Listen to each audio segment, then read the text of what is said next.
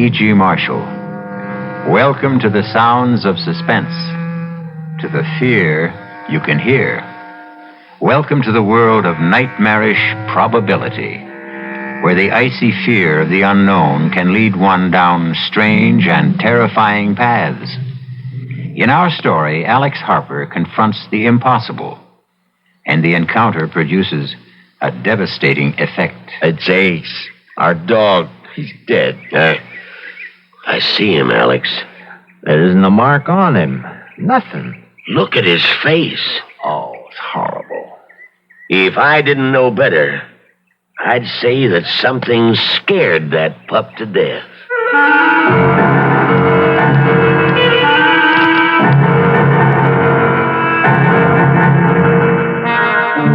Our mystery drama, The Edge of Death, was written especially for the Mystery Theater by Saul Panitz and stars Patrick O'Neill. I'll be back shortly with Act One.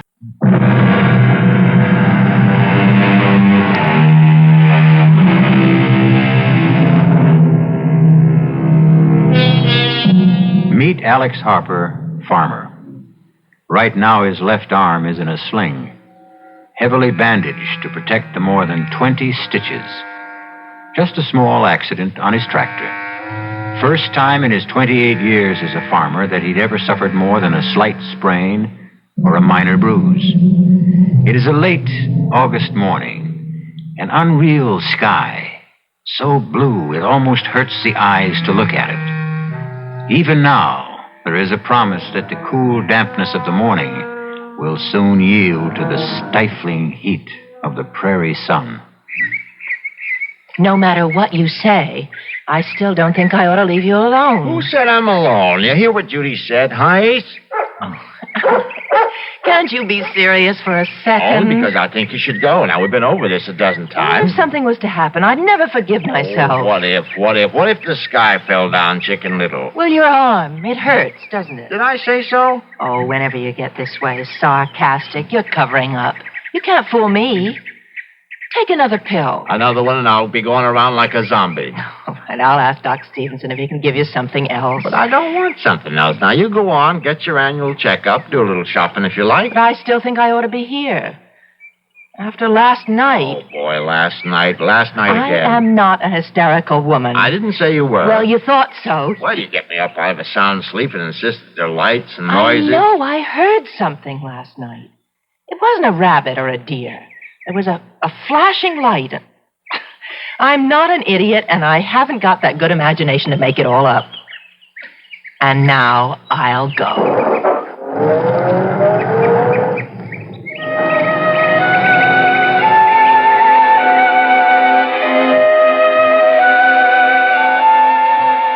Ace, where are you? Come on, boy. Now, I'm in no mood to play games. All right, I'm going back to the house. Oh, behind the barn, eh? What you got cornered, a 10-foot rabbit? Or... Oh, there you are. Now, hey, you did find something. I'm coming, Ace. All right, now, bring it to me. Come on, boy, give it here. Give it here, that's it. Good dog. Hey, let's see what you discovered. A bag.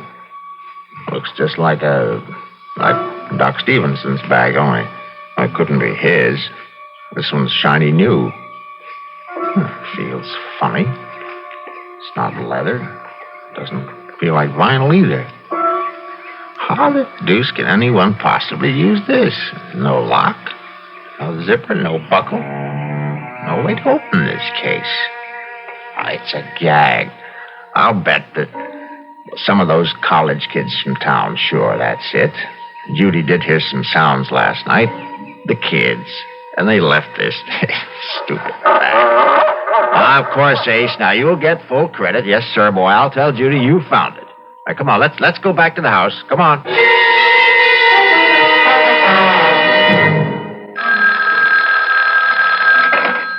That's you, Alex? Doc, hello.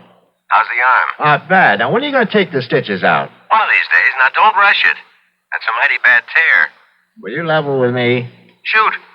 Will the arm be as good as new? Well, not really. Some of the muscles were torn. Oh, you'll have movement, but there will be limitations. You were lucky that it's the left and not the right. Yeah, lucky. And you'll end up with a beautiful scar. Say, Doc, is Judy still there? She left about 30 minutes ago. Did she check out okay? Well, there are some tests that will take a few days. But from what you could see, Well, that's the real reason I called, Alex. there is something? There is.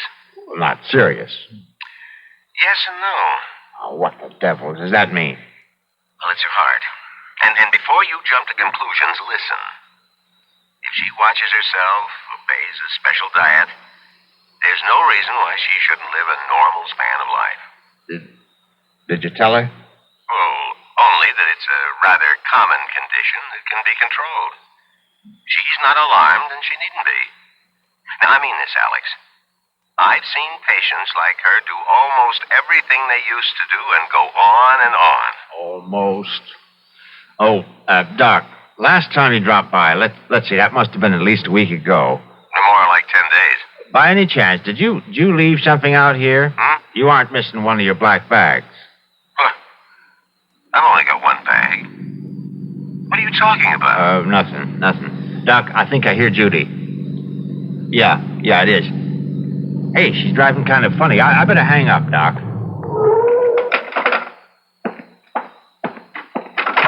Oh, Alex. Oh, Easy now. Whatever it is, you're home. I'm so frightened. Oh, sure. Just a few miles past the Clearwood Sanitarium. You know the big curve through the woods? Yeah. I slowed down. Would you rather talk about it a little later? You're shaking all over. Now, come on inside, Judy. I'll make some tea. Come on. Yes, I'd like that inside with the walls around me. Oh, Alex. Yes? We're in danger, Alex. Oh, now, Judy. I saw him. I tell you, I saw him. Who? Death. Alex.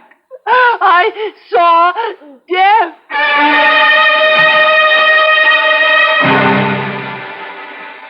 You feel better now? Yes. Look, I can hold my hands out and they don't shake anymore. Now, maybe I ought to call the doc anyway. I guess you must think Oh, Alex. I was maybe a minute or so past the railroad bridge when I heard this thing. What thing? It was on the news about a patient at Clearwood escaping. And you know, please notify if you see him and telephone number and all. Any description? Well, all I can remember was something about his being dressed all in black. Nothing more. Hear that? What? Siren? Police siren? Well, it could be a fire truck. Oh, yes, I suppose so. You've heard sirens before. Yes, I know, but I know, but they're searching for him. I still don't know who him is, except he's one of those mental cases from Clearwood. Well, he was just standing by the side of the road. But first I could barely see him in the shadows, dressed in black as he was. Well, what'd he do? Nothing. Just stood there, looking. Didn't threaten you? And then he said something. It was like, I want to communicate with you. Yes, I think that was it. And you got out of there fast. Did he shout? No. His voice was soft and mild. And he said communicate? You sure he used that word? Communicate, yes. It's a queer word to use, don't you think? I mean, most people would say talk. I want to talk with you. Communicate. I mean, I know what I heard. I looked up when I heard him, and by now he was in the sunlight, and I could see him clearly, just a few feet away. Alex, he had no face. Now, Judy. I know what I saw. There was no face. I'm not hysterical, and I saw him. Now, if you say so. Oh, why don't you believe me? Yeah, 'cause I can't conceive of anyone without a face, that's why. Now, all right, let's start from the beginning. Did you see his eyes? No. Was he wearing a hat? Yes, a black one. Well, it could throw a shadow over his eyes so you couldn't see them. It's possible. Well, it has to be. How the devil could anyone? He could have been in an accident, surgery. But how would he?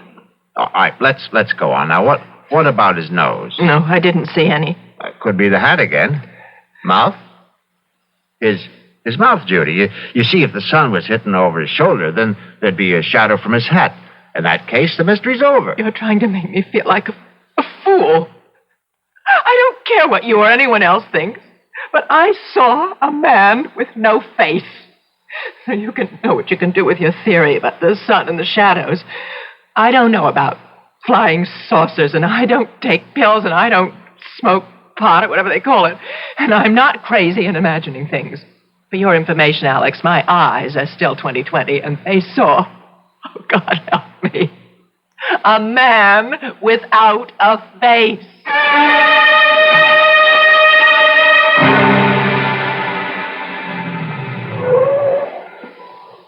Alex, what's this all about? I mean, meeting you down the road instead of at your house. I didn't want Judy to worry, Ben. Well, I'm a police officer, not one of those secret agents you see in the movies. Ben, she says she saw the patient from Clearwood. Is that why you got me out here like this? He escaped. You make it sound like he's Jack the Ripper. Because he's from Clearwood, you got the idea he's a raving homicidal maniac. Oh, sure. All they've got out there are a bunch of lovable folks who are just a little mixed up. You're really upset. Never seen you like this. I guess I didn't know how much until right now. Judy ran into him on that big curve near Clearwood. She wasn't the only one. We've had calls from all over. Funny, you get sober citizens see him at the same time, and miles apart, and dressed different. Happens every time. Take a hot day, mix in a little imagination. And this was real. Of course it was. And Judy's not, well, she's not the type. Now take my word for it, Alex. Every time something like this happens... Naturally, they're doing something about it, like cruising the highways, enjoying the scenery. Now, give him credit for enough brains to hide out. Oh, I suppose you want police officers out in the field? That's where they ought to be. Sure. We'll hire a couple of hundred extra. Won't that make the taxpayers jump for joy? Come here. What for? Now, come here. I won't bite. I want you to hear this. This is 5. This is 5. Receiving 5. That you, Ben? Over. Look up something for me, will you? Over. Go ahead. Over. How many identifications we got on the Clearwood thing? Give me a second. Here it is. Ben, we got 12 so far. Over. Hear that, Alex? 12. Everyone's a positive, too. Point blank range. Over. What's the spread? Over. This'll kill you. Nearest one is 2 miles. Longest is over 30. Over. See, Alex? Everybody sees what he wants to see. You still with me? Over. Yeah, right here. Over. Something you might be interested in. Over. Standing by. One of the boys here says it must be some kind of he calls it mass hysteria or something. About half the idents claim this guy is nothing like anything you or me ever seen. Like how? Get to it, will you? Well, they say they had a close look and that he ain't got a face like you and me.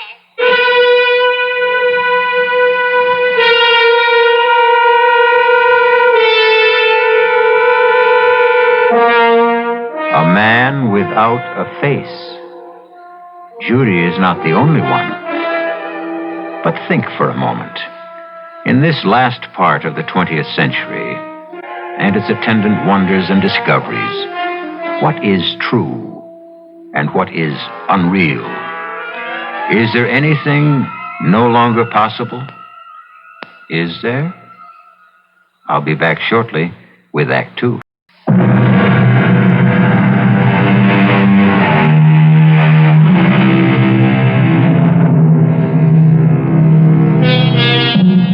Well, the doubting Alex knows that there's nothing wrong with his wife's power of observation. She did see a man, and though he does have a face, there is something missing. A mouth. Result of an accident? Or is he a mutation? A gruesome congenital result? Or perhaps from out of this world? Let's join Alex and see if we can find out. This is Alex Harper calling. Could you connect me with the director of the sanitarium, please? Richards here. I'm sorry to bother you, Doctor. I'm Alex Harper. I have a place on Route 36, about 8 miles from you. Well, of course. I've passed by there quite often. What can I do for you, Mr. Harper? Doctor, I hope you won't laugh or anything, but I have a couple of questions about this fellow who broke out of your place. Michael. That's his name? Michael? Michael what? Well, now, we have no full identification. He gave us only his first name. But he was a patient at Clearwood, wasn't he? In a sense. Was he or wasn't he? Well, only for one day. You see, Michael is a rather unique case. Most unique. In all my years, I've never seen anything like him. Look, I have to speak low because I don't want my wife to hear. She's in the kitchen, and she's plenty upset already about your Michael. But she's seen him? Where? Have you notified the police? Well, I thought I'd speak to you first. She saw him, and from what she says, she's either crazy or hysterical. And I can tell you she's not either one of them. Well, Michael is, he's different. Different? That what you call a guy without a face? Without a... Oh, no. He has features. The eyes, nose, and the rest of it? Well, of course. Then my wife, she didn't see what she says she saw? No, I haven't said anything like that, Mr. Harper. What I was referring to was his appearance, not his powers of reasoning or social behavior, because, quite frankly, he didn't talk to us. Outside of his name, we couldn't establish contact with him at all. Well, what about his, as you call it, appearance? Michael has no mouth. From what we can tell, he was born without a mouth. We don't know how he communicates, or if he does at all, or how he manages to ingest food. Truth is, he wrote his name on a scrap of paper. You see, Michael may be something quite new to our world, Mr. Harper. Perhaps one of a kind. Maybe he's, what's the word I'm hunting for? Mutation? Yeah, that's it. I hope to God that he is what he appears to be. A freak. A one-time thing. But suppose he's only the first, the beginning of perhaps a new kind of man.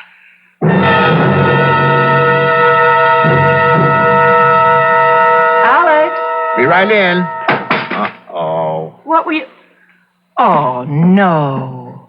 Oh, it's only an old ashtray. No big loss. How'd that happen? I got up when you called, and this case was on my lap, and it fell off. Well, you'll pick up the pieces, won't you? I've got something cooking. Sure. Hey, it's open. Judy, the bag is open. What's open? Oh, well, never mind. Well, what do you know? Hey, will you look at this? Now, Alex, you want me to ruin supper? Well, it's almost like a miracle. You see, Ace found this bag, and I couldn't figure out a way to open it. It looks just like the kind of bag Doc Stevenson carries. You don't have to be an engineer to open one of those. Oh, yeah? Well, this one has no lock or no nothing. And when I just dropped it and broke the ashtray, it opened up. Look what's in it. Let me see this eighth wonder. All these bottles. That's strange.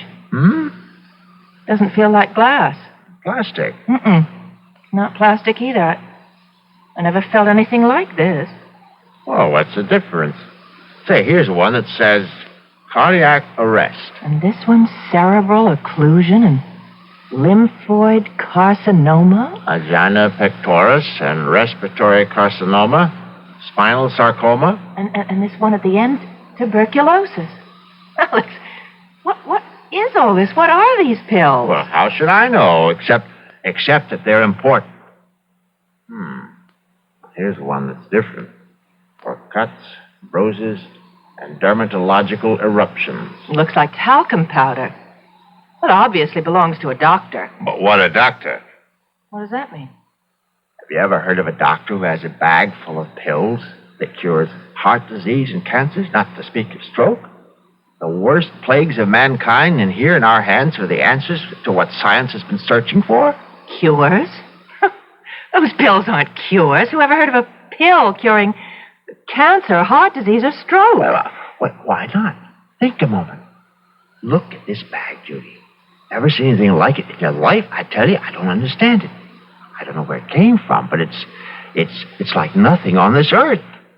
And these pills, now go on and laugh if you want to. But I know they can do what their labels say. Now, I can't prove it, but I know. All right, dear. If you want to think that, you go right on. I've got dinner to make. Now, don't patronize me. Alex, aren't you carrying this a little too far? You don't seem to realize what we have here. And you do. Those things could be dangerous for all you know. Oh, my God. Now, how can I prove? Whoa. Wait, there is a way. And right now, here, help me. Here. No, don't, Alex. All right, then I'll get these bandages off Please, myself. Now, I'm begging you. Now, the doctor said that... It's kind of awkward. Now, get scissors and cut some of this away. Now, get it. I won't be part of this stupidity. Now, you've lost your mind. Are you going to help me or not? Now, once I get the bandages off, I'm only going to put some of that powder on the stitches and on the skin where it's so red. That's all. A little powder. Well, now, what can happen? What? Honey, don't you realize what this is all about? If this should work, and it will, you'll see, then those pills for cancer and heart... See now? Alex, these things happen in stories, but not... It's for you. You'd be well. Don't you understand? When Doc told me what he'd found, that you had a heart condition, But he assured me it was nothing to worry about. Oh, the old bedside manner. He wanted to break it to you easily. Did he tell you that it was... No, I can't say that, but how can heart disease be anything but serious? So when somehow the bag opened and I saw what was inside, I couldn't think of anything but that you could be cured just like that.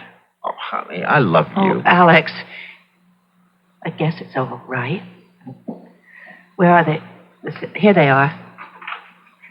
That's better. Now, careful now. You don't want to cut those stitches. Good. That's fine. Oh, the skin is so red. Sorry, looking mess. I know. Now, please give me that bottle of powder or whatever it is. Alex. Please. Here. The bottle is warm. Well, it's a hot day. Oh, it feels as though it's generating the heat itself. Isn't that wild? Judy, will you do the honors? Just shake some all over. All right. That should do it. A little more. It's all covered. That ought to do it. Feel anything? Not yet. How long do you think it'll take? That is, if it... Well, it hasn't even been 30 seconds. I suppose it'll take a little time, though. I didn't expect a miracle like that water into wine kind of thing. The powder's got to work its way in. Well, I'll get some fresh gauze. You still ought to keep it covered. Yeah, that might not be a bad idea. I wonder what's bothering Ace. Oh, there he is. Alex. What is it? Look over there. It's him. The one Ace is running after, the man I saw on the road, the man without a face. I'm going after him. Now, lock the door after me and call the police. Oh, no, don't go. Let the police handle it. He's heading out to the East Fields. Now, call him. Tell him. He might be dangerous. No, I won't get too close. Just enough to keep track of him till the police get here. Oh, just thinking of him. I'm so frightened. Oh, now, there's no need to be. I didn't want to tell you before, but I talked to the head of Clearwood, and this guy, this Michael is his name. He's a little queer, but he's not dangerous. Anyway, there's nothing to worry about as long as you stay inside. Twice in one day. Why here? He's not after you. What reason would he have? I suppose not, but somehow... Alex! That's what he wants. The bag. The medicines. It must be his bag. He's come for it. Him? A doctor? It has to be. That's the only explanation. Oh, I'll give you another. He's escaped and wants to stay off the main roads. After all, you spotted him, did you? He just wants to get as far from Clearwood as he can. By chance, he was cutting across our place when he ran into Ace. Now, look. Now, I'm going to go after him before he gets too far. Remember, the police and the door.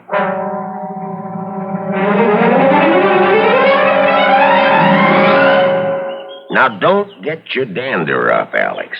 We've known each other too long for that. Now, you just show me again where you saw this feller last. Ben, I know that a good cop ought to be skeptical, but by God, I saw him run under that tree, then up and over that fence. Now, why would I lie? I don't mean to make out that you did any such thing. It's just so darn queer. Huh? Well, look for yourself. Look at what? That's it. Nothing to see. Oh, come on now. Let's stop this rustic routine. No footprints. Prince? Feel the ground. Soft, isn't it? So it's off. And where are the prints? You say he was running? Yeah, with Ace right behind him. A man running puts down a mighty heavy print. Heavier than if he was walking. He could have gone across these rocks. Could have. But nobody could jump from rock to rock. Why, it must be 20 feet between them. Yeah. Unless he can fly. Must be clear out of the county by now. Now, how do you come to that conclusion? Ace. That's why. If we were anywhere near that there Michael, we'd be hearing Ace.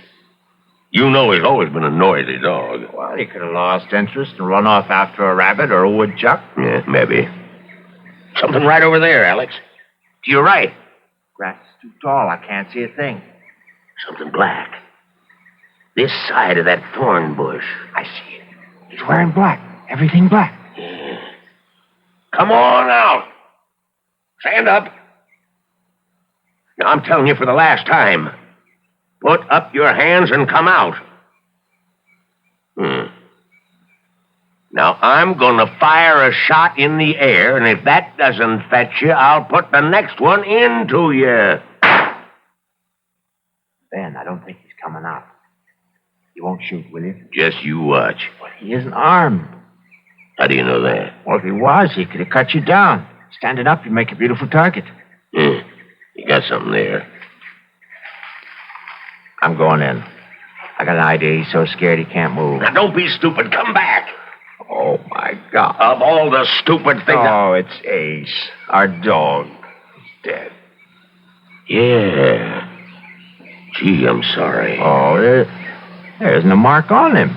Look at his face. Oh, it's horrible. If I didn't know better, I'd say that something scared that dog to death.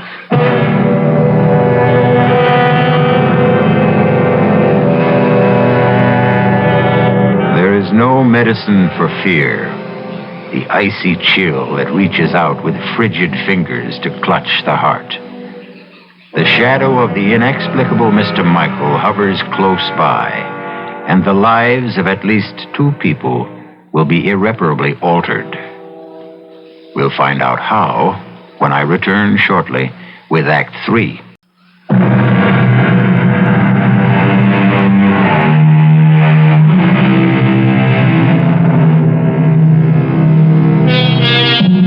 The family dog has died mysteriously, and the presence of Mr. Michael is as real as if he had knocked at the front door. Now the ride back to the farmhouse is a silent one, broken only by a few perfunctory remarks as it comes to an end. I'll keep in touch, Alex.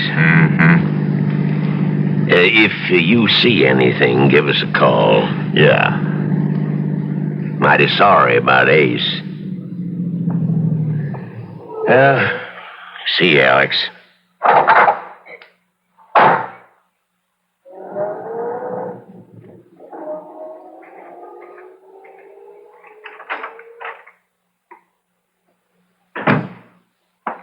You okay? Okay. Is that Ben in the police car? Yeah, it's Ben. Oh, you should have invited him in. I guess so. I just didn't think. Judy. Did he get away? The man who... Oh, Ben thinks he's out of the county. Oh, I hope so. Judy, we were following Ace. Alex, And I look at it. It's the miracle you were talking met about. Ben and we were over in the Call the North doctor. Field. He'll drop everything and come out when you tell him. And I was the one who didn't believe. I don't understand you. I thought you'd be jumping up and down because what you said would happen did. I'm so happy for you. Huh? Don't you hear me?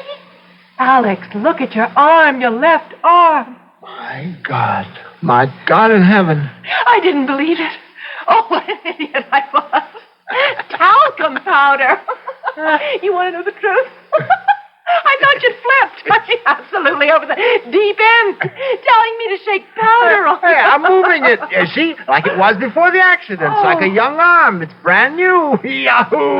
No more pain. No more stitches. No more pain. Couldn't believe it. He won't believe it. Oh, Doc Stevenson, boo. Boo on all Here, doctors. here. Hey, what do they know anyway? You'll never have full use of that arm. However, if you followed my advice, you'll think I borrowed another arm. Look, not a single scar. It looks like the skin was never even scratched. Oh, it's so wonderful. Oh, and I love you. You won't be angry with me. Oh, how could I be? And why should I be? The doctor's bag, the one Ace found, Yeah, the bag. Where is it? I have it. Well, get it. Now that we have proof. Judy, you're going to be as good as new. The proper pill and no more heart condition. Hear that, world? Listen, oh, gracious universe. Well, it's on the desk. Well, what are we waiting for? Alex. Look, if it works like the powder, we'll stand them all on their collective ears. Judy, the bag is locked again. I was so full of doubts. When you left, I looked at the bag and... Oh, Alex, to me it was the embodiment of everything evil. And I wanted to destroy it, so I picked it up and somehow I pushed the flap down. Well, now, I can't tell where one part fits into another. See, I can't find a seam anywhere. Well, I think it was just about here. Try there. No, that's no use. I'll drop it on the floor, maybe like last time. Still in one piece. I'll try again. No use. Oh, forgive me. Right now, we got to figure out a way to get the bag open so we can get you a heart pill. Alex, you have an electric drill. I can try. I'll take it out to my workbench in the barn. Well, why not wait until morning? It's getting dark now.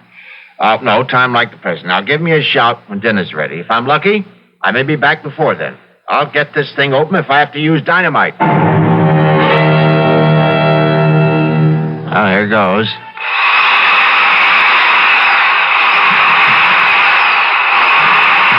Nuts. The instrument will not achieve penetration. Who? Do not be alarmed. I mean you no harm. You know who I am? Michael, I am he. don't come any closer. There is nothing to fear. There is no belligerency in me. I have a gun. This rifle is loaded. That is a weapon? Yes, It can bring an end to consciousness? easily. It is not my intention to cause any fear. But you have. You killed my dog today. The creature threatened me, and I did not intend to. I did not realize how weak it was. A simple mental probe, and I regret the occurrence. Haven't you ever seen a dog before? They are images in books and pictures. There are no dogs or animals where you come from? There is barely enough room for the higher forms of life. We have never learned to curb our reproductive powers, it seems. Well, where is this place you come from? This is Earth, the third planet from the sun, I think. I know. It is my home, too. Oh, that can't be. I exist, but not of your time. Not of my time? Time runs on. There is a past, a present, and a future. The threads are simultaneous. Oh, now, you don't expect me to I believe. am fatigued from my experience, and I must return. If you will kindly give back my case to me, the one you have on the bench. It's yours? That is why I have come. It was misplaced, lost. But now that I have found it... Well, there's no argument about it, Doctor. It's yours. I am not a doctor, not in the context of usage in your time. Well, then who cares? Listen, the case was opened. I don't know The how. mechanism is faulty. I must exchange it. You did not utilize any of the contents. Well, only some of the powder in the bottle labeled... Yes, I am aware. Well, he did a fantastic job with my arm. Look at it. Look at it, Michael. Would you believe that only a few hours ago it was a match? I am well aware of the powers inherent in the powder. But now, Please, give me the case. You cannot open it, for the key is in my hands alone. Stay back. I must open it once more, or you will. I've got to have something from it. Comprehend this. My time is far in your future. The compounds are of another time, different metabolisms. Evolution has caused basic changes. But the powder worked on me. It is probably the single exception. I don't believe you. Look, I'll give you anything. Money. How much do you want to open it? I shall prove my point to you. You must be aware of the differences in our physiognomies. You mean your face? Exactly. The lack of an aperture above the jawbone. You call it a mouth. Have you wondered then how we are communicating? I have no mouth, for we ingest our nourishment through an osmotic process unknown to you. And if I have no mouth, then how do we communicate? Well, You are moving your mouth, and I hear. I, on the other hand, send my thoughts to you through my mind. You see this is so? Yes. Think of it in this manner. I am you in a distant time. You should be able to comprehend then that medicinal compounds of my time may not be of benefit in yours. The differences in us are too great. But my arm. You were lucky to have chosen that particular container. My wife will die unless she has a pill. Just one pill. I have explained why you cannot have a pill. Open that bag or I'll kill you. I mean it. My demise will not help you. Comprehend. An unusual accident took place. A time warp misfunctioned, and I found myself in your time. The accident must have disturbed my balance, and I wandered from this place, leaving my case behind. We have communicated sufficiently. I feel joyous that your infirmity responded to the powder, but I cannot allow you to maintain possession of the case any longer. Stop. I took a vow to protect it with my life. I must fulfill that vow. Give it to me. That'll hold you for a while. You don't realize it, but you told me how to open this. You said the key is in your hands. It'll open to your handprints. Now your right hand on the bag. Nothing. Well, maybe both at once. There. I'll try one on each side. Yes, I've got it. Judy, it's open.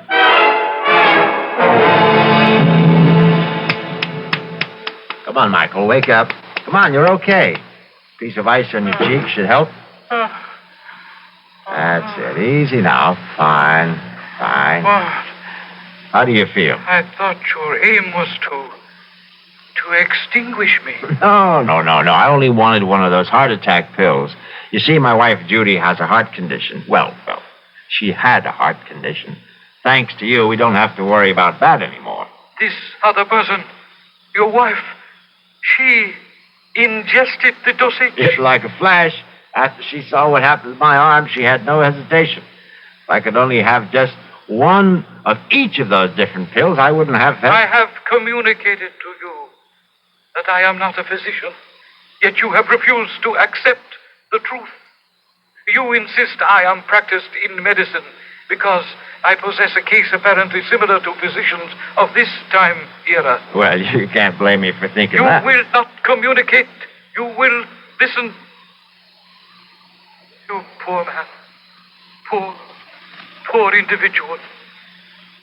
Let me inform you of my profession. I am proudly the highest ranking exterminator. Exterminator? Precisely. I communicated earlier that in my era there is barely enough room for all who inhabit the planet. Therefore, exterminators trained to eliminate painlessly and quickly. Oh, no. The pills, as you refer to the compounds, are each a dose of death. The case is full of death. The tools of my trade. Oh, no. All except the container of first aid powder which I keep for my personal needs. Fortunately for you are now thoroughly healed down. But the rest... But the label, the tuberculosis, the heart attack, cancer... The compounds act within a matter of minutes. Bringing death, of course. Instead of resorting to the crude murders of earlier, more primitive eras, it is more comforting for the family to report that one of its members has died of cancer, heart disease, or any one of a dozen other diseases. Murder. Elimination. Murder. My case, please. You must have an antidote. If you make a mistake, there must be some way you... are not committed. I am sorry for your bereavement. I shall depart. Be assured, there was no pain. No.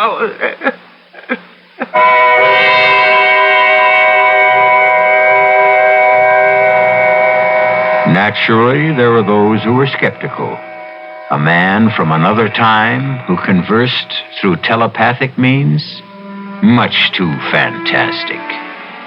Alex Harper would look with infinitely sad eyes and agree that it was too much to expect anyone to believe his story. Except for one thing. And he would bare his left arm. Explain this, he would say. And if you can, I will agree that I dreamed the entire nightmare.